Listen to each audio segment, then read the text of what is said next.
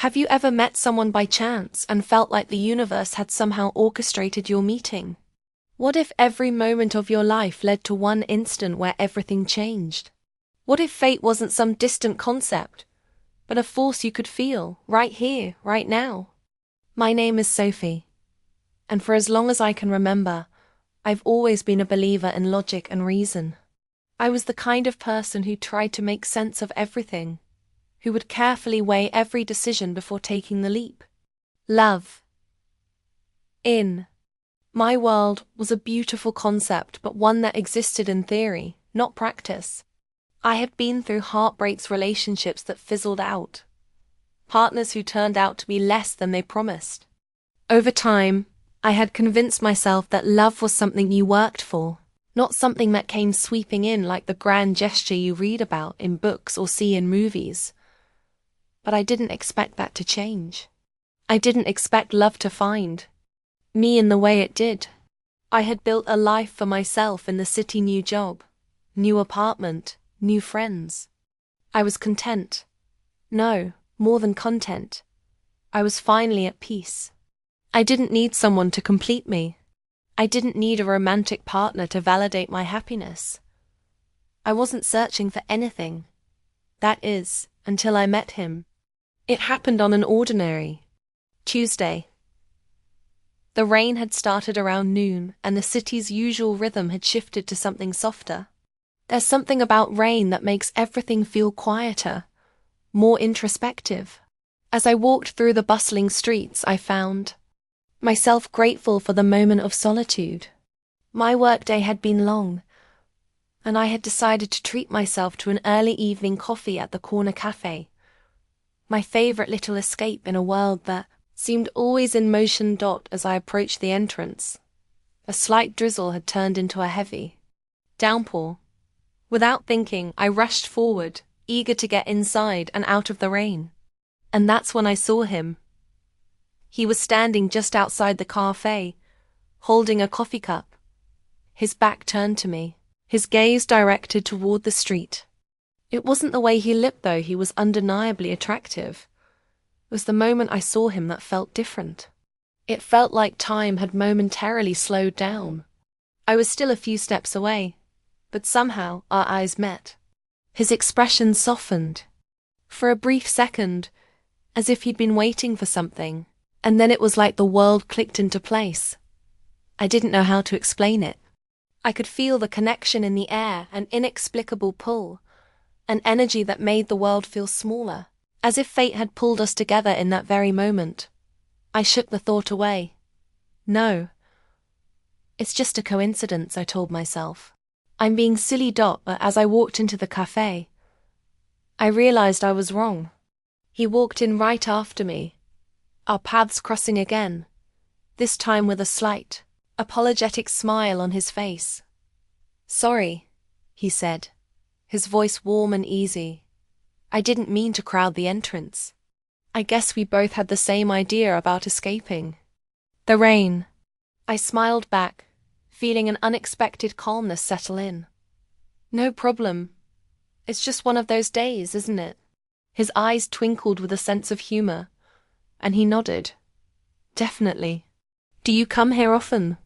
He asked as we both moved toward the counter. It was such a simple question, but it felt like something more. I didn't know why, but something in his manner made me want to keep talking to him. Pretty much every day, I answered. I'm a creature of habit, I guess. I like the quiet here.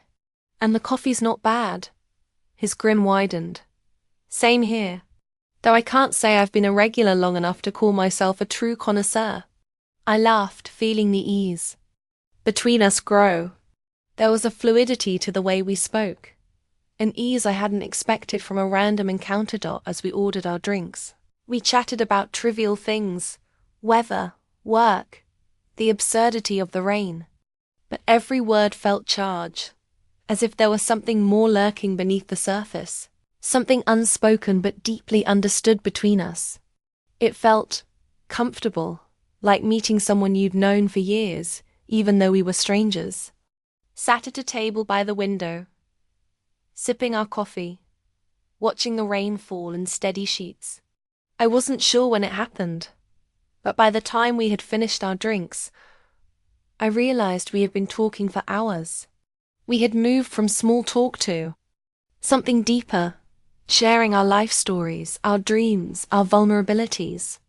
There was something about him, something magnetic that drew me in. Found myself telling him things I hadn't told anyone in months. Things about my childhood, my past relationships, my fears. And he listened, not just with his ears, but with his heart. I had never felt so heard. As we stood to leave, the rain had finally started to let up, though the air still felt thick with the promise of more to come. Jack, his name was Jack. I'd learned in the course of our conversation, offered to walk me to my car. We stood outside, the sound of the rain now gentle in the background, and exchanged one last smile. "It's funny," he said, his voice quieter now, "but I feel like I've known you forever, even though we just met." I felt the same way. "Yeah, it's strange, isn't it?" I replied, my voice almost a whisper. He looked at me, his eyes soft but filled with something I couldn't quite name. "I don't want to sound too forward," he continued, "but I'd really like to see you again. I don't know what this is, but I feel like it's worth exploring."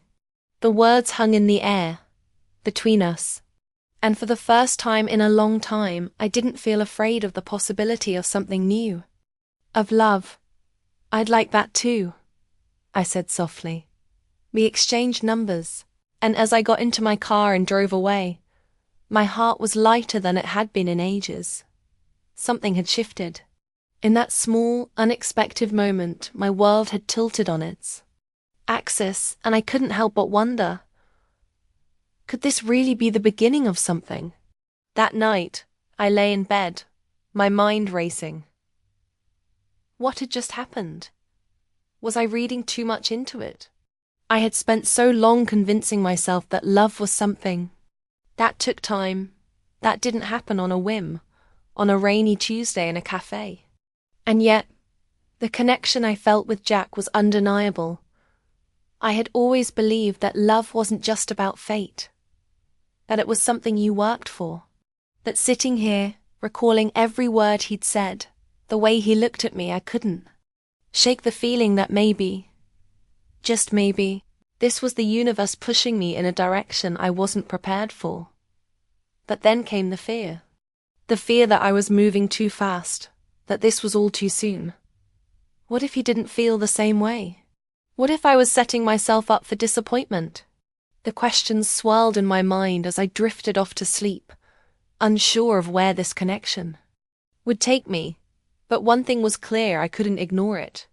Jack had somehow made my heart feel things I hadn't let it feel in a long time. And maybe that was the first sign. Maybe this was the start of something I didn't understand. Something bigger than I could have imagined. The days after my first meeting with Jack seemed to blur together. We texted regularly, each message a thread tying us closer, each conversation peeling away another layer of our lives. The more I spoke to him, the more I felt like I was uncovering a part of myself I had long buried. He was easy to talk to, funny, kind, and with every conversation, it felt like we shared something deeper, something real. But with each passing day, the pressure built. The questions in my mind grew louder. Was I ready for this? Was I really ready to let someone in again? Jack was patient.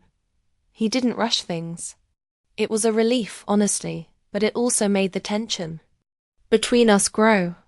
The more we shared, the harder it became to ignore the connection I felt with him. It was like every word we spoke, every look we exchanged was building towards something more. I felt myself getting attached in ways I wasn't prepared for, and the fear that had lingered in the back of my mind slowly crept forward. I hadn't let anyone get this close in a long time, and now I was faced with the inevitable.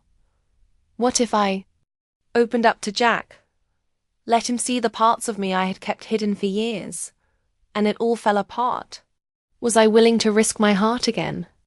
Our second date was at a small restaurant on the edge of the city, a little out of the way but recommended by Jack. It was intimate, warm, the perfect setting for a quiet evening. As we sat across from each other, I noticed how different it felt.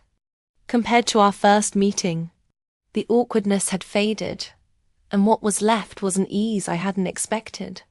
Jack was still the same, his smile, his easy laugh, his genuine interest in everything I had to say. But now, there was something more. I found myself laughing more easily around him. The conversation seemed to flow without effort, jumping from topics like our favorite movies to deeper discussions about the lives we wanted to build. I'd always considered myself guarded, but with Jack, it was as if the walls were slowly coming down. He had a way of making me feel safe, of making me believe that maybe it was okay to trust again. As the night went on, I found myself telling him more than I intended. I spoke about my past, the failed relationships, the pain of never quite feeling like I belonged, the way I had built walls around my heart as a way of protecting myself. Jack listened intently, his eyes never leaving mine. And when I finally finished, I realized that I had shared more than I had ever shared with anyone in years. "I've never really told anyone that," I said quietly, looking down at my hands, suddenly embarrassed by my vulnerability. I guess I was too scared to admit it. Jack reached across the table and gently took my hand. His touch was soft, comforting, and when I looked up, I saw nothing but sincerity in his eyes. "You don't have to be scared, Sophie. I'm not going anywhere." His words hit me like a wave.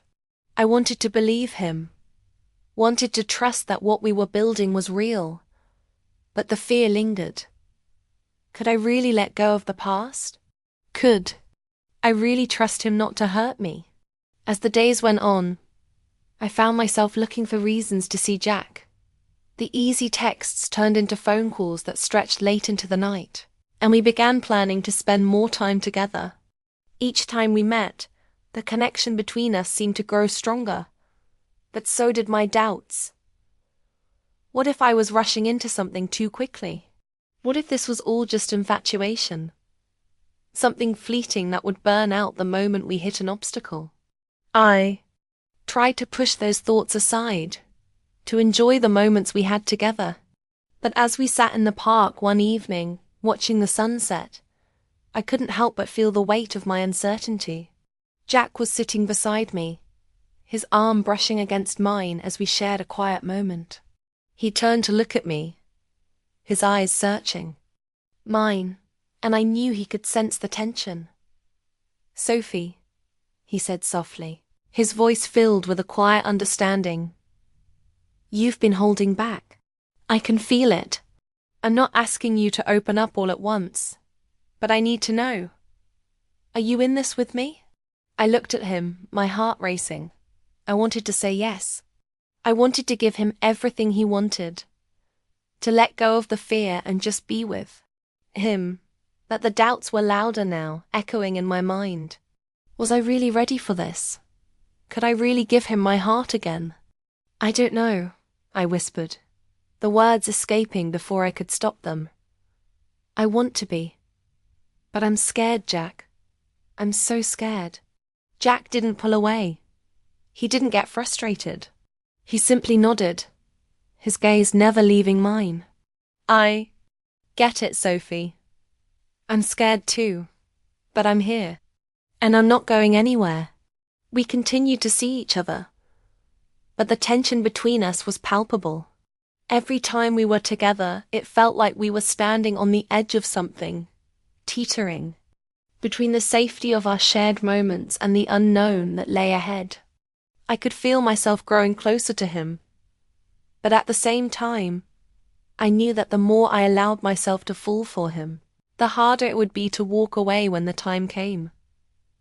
The more I spent time with Jack, the more I realized how much I had been hiding from myself. He made me feel alive in ways I hadn't felt in years. But that same feeling made me vulnerable, and vulnerability scared me.